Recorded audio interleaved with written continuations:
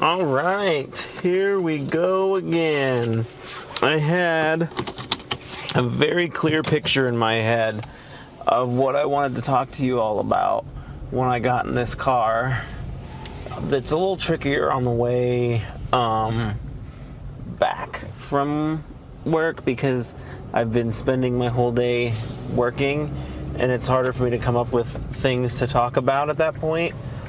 But I've been trying to make a more conscious effort as I walk to my car to think of something to talk to you all about on these drives so that they're a little more pointed and not so random. And my thought process has effectively come back to me, so that worked. I want to talk about practical uses for being an author and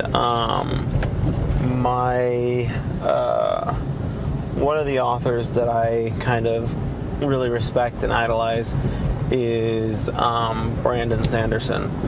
And I remember that he said that being a successful writer is obviously every writer's goal, but he's like, there's a lot of good that comes out of being a writer that isn't necessarily things that people consider.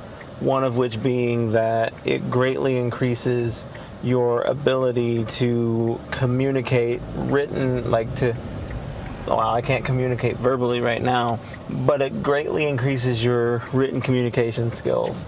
And I mean, it makes perfect sense when you write hundreds of thousands of words into a novel, sometimes once or twice a year, you start to get used to and good at ways to explain yourself in written communication.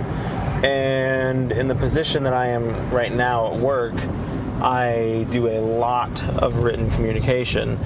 And so I have found that not only do I feel like I'm pretty good at explaining myself and what I need when communicating via email, but I also feel like I'm more on track with noticing when other people aren't as good at doing that.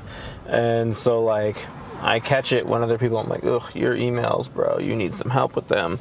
And then I myself, when I'm putting emails together, I'm like, that is how you word this very complicated thing, and now people will understand you very clearly.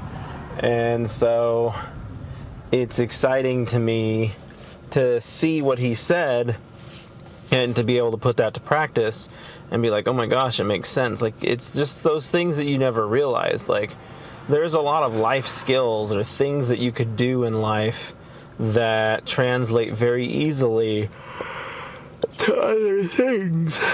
And being good at something translates well into being good at other things. One of which that I think about a lot was golly, it'll come to me. There's someone who used to work under me who is a farmer, and he's been a farmer for the better half of his life, and he runs a lot of farm equipment. And in his time running farm equipment, he's just like, that's been his life. He's done that forever. And then when he started in our department, he had to drive a box truck, he had to learn how to drive a forklift, he had to learn to drive all these things. And he did very well at all of them. He excelled at all of them. And he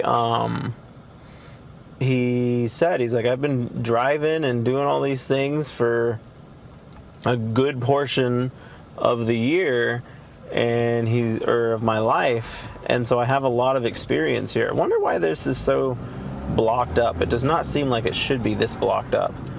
There's traffic, and I don't understand why.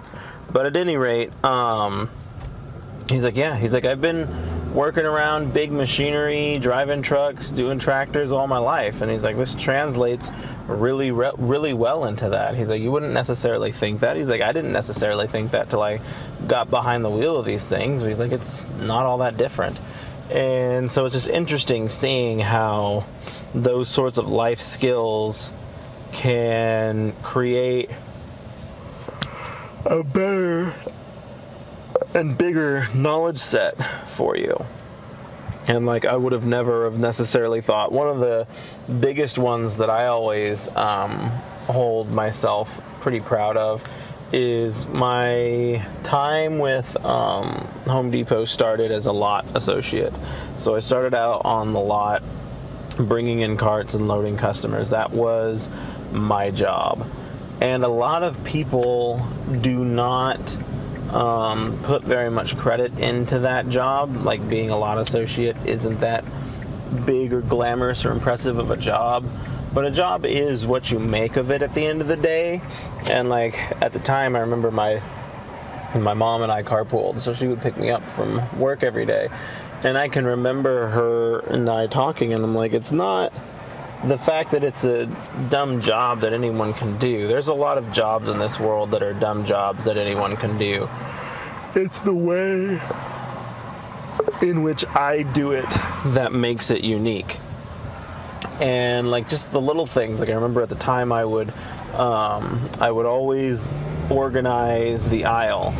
And so I would make sure that the aisles were still shoppable, and I would make sure that you had all of one cart on one side, all of another cart on another side, because there's like 6 or 7 different kinds of carts that you could have there. And it's like just owning the job and making it your own.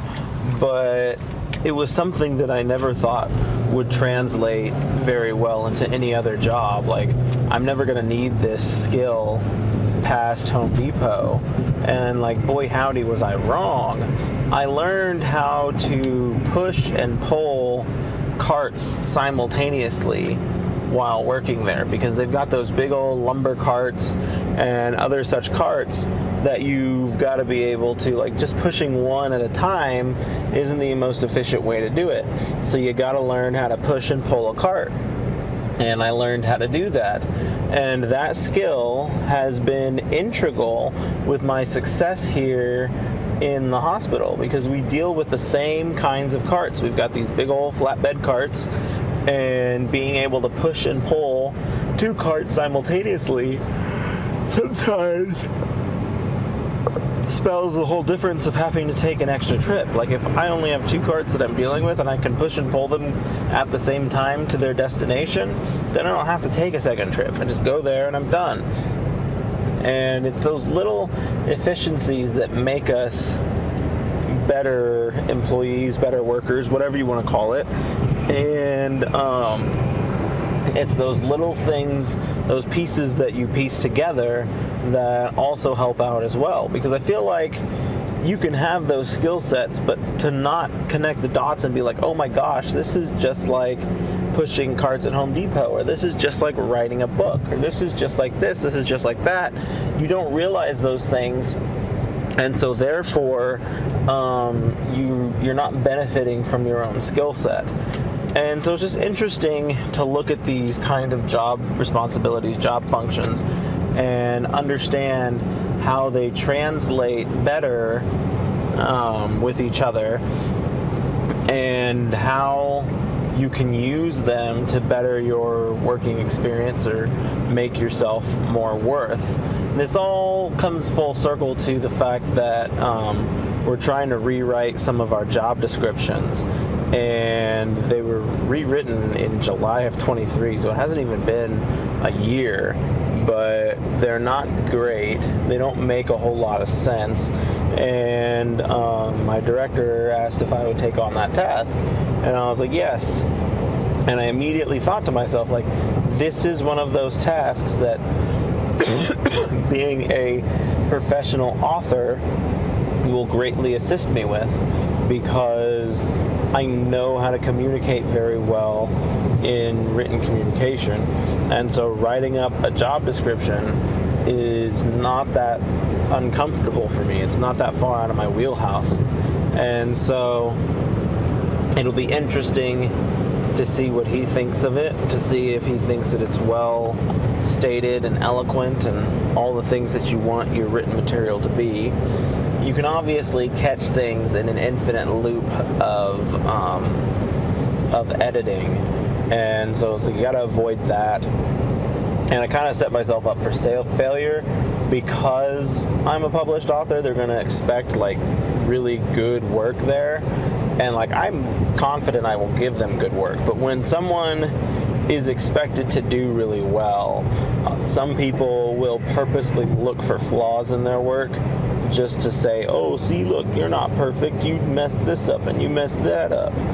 But at the end of the day, it's like I'm not perfect. You're just now being picky because you have a higher expectation of what I can and cannot do. And that's just an unfortunate reality that we live in and that we have to face.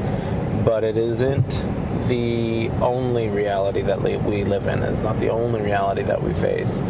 And so I think it's important to note that and to understand that, to realize it. And I saw this recipe that somebody suggested that you do, and I've been trying to figure out what to do with this recipe that would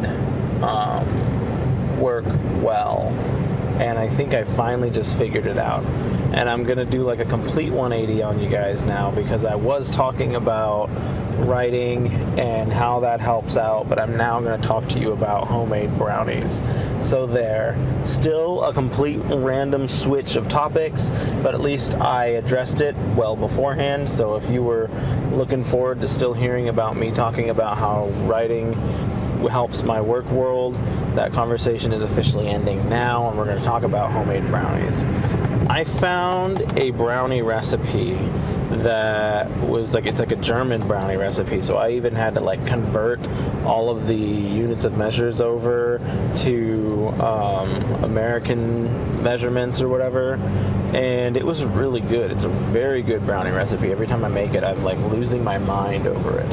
And this Instagram person was just like, here's a trick. When you need to melt chocolate, instead of using just hot water or butter, use coffee.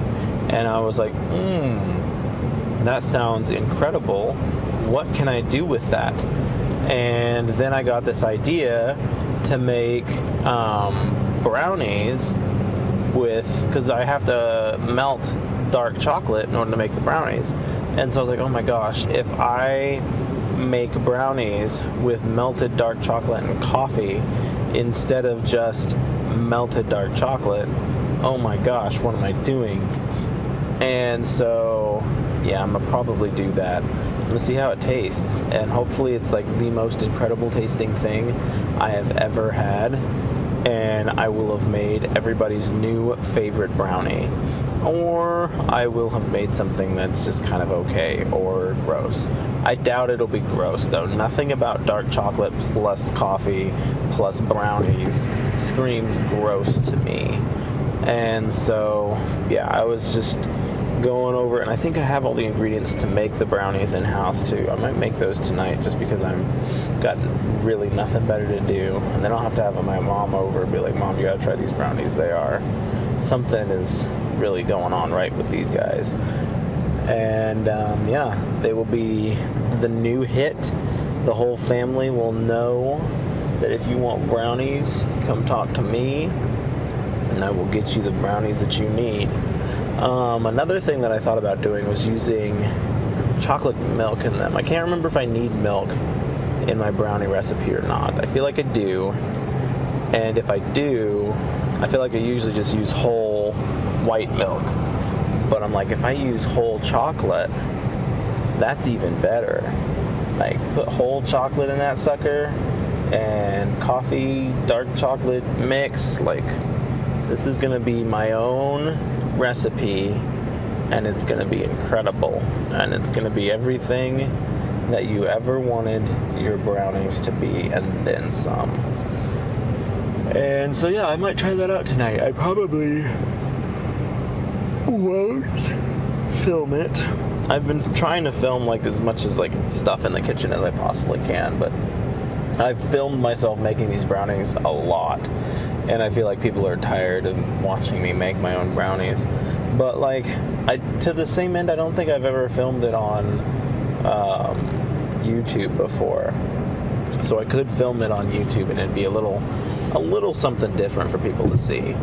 It usually makes a bit of a mess, so I'll have to get out and find a way to cover up my camera, because I don't want my camera to get covered in cocoa powder and have it just be like a telescope brownie. That wouldn't be great. So we'll see what happens. But yeah, it's a good old time, and we're gonna learn how to make amazing brownies, and we're gonna learn how writing helps you in the entire working environment, and not just in the written environment. There's so much. There was other benefits that Brandon Sanderson listed to being a good writer in the real world, but I can't think of the other ones that he listed. But those are the big ones that I can think of. And like I said, so far it has helped me a lot with being able to communicate in written communication. It surprises me, people who are my age, and how like illiterate they are.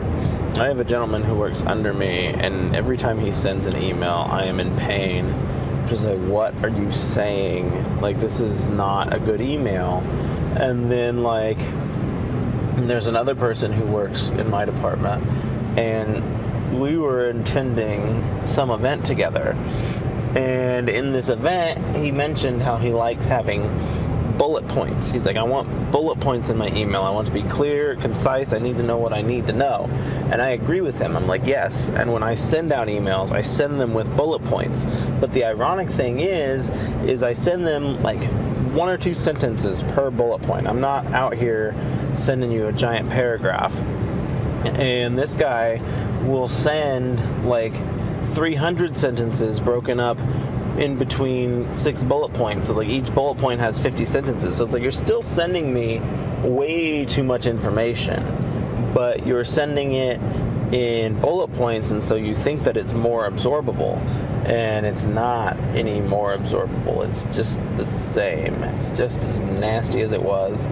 And so I don't know. I'm having a tough go at things, and I'm hoping that at some point in time we'll be able to not send emails that are 3 bajillion words long. Even though they have bullet points, they're still 3 bajillion words long. But yeah, I have not done any writing in a long time, actually. I have been completely away from writing, and it feels good. I pinged my editor to see where she was in our current book, and she has not gotten back to me yet. So I don't know if she intends to get back to me. She's not due until the end of April, and I wasn't going to bug her until the end of March, but I'm impatient and really want to know how things are going. Most importantly, I really want to know what her feelings are towards the story. And so with all of that being considered, I don't know how she feels, and it's really confusing me. I'm like, you gotta tell me what do you think of this book? And she's like, I don't know. And I'm like, you can't tell me you don't know. And so we'll see. I might have to add like a disclaimer at the beginning of this book. I feel like this is the most mature product I've put out. It is definitely not like child friendly. I don't think so. They don't talk about like the worst kind of things, but they do talk about some things that are like and like I'm very flippant with my language in this one too. Like, people cuss and they drop the F-bomb, and I don't think they talk like super dirty. Like there's cussing, and then there's just like filthy speak, if that's even the right way to word it. But it's like, like the difference between someone just flippantly cussing around, and then there's like people who are just actively like talking dirty and just saying disgusting things.